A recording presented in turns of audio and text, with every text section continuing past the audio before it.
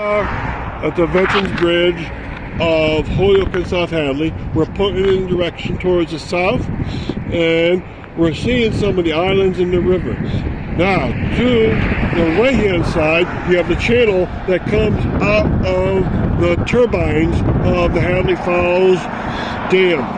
And that channel directs the water towards the river. It's not actually part of the river itself. And some, towards the farther right, you see one of the mills still has the turbine and has outflow coming out of that tunnel.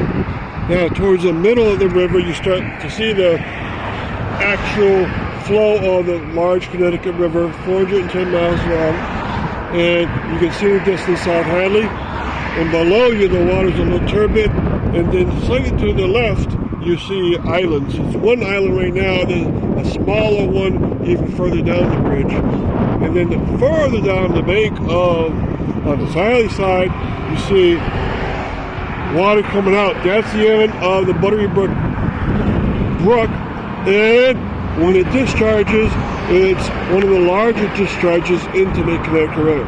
Now, there used to be a canal in South Hadley, and I want to stop to explain the South Hadley Canal much more in depth. But we think that the canal started about 200 yards from this place south, and that its safety valve, or one of its byways, was right where the Buttery Brook came out.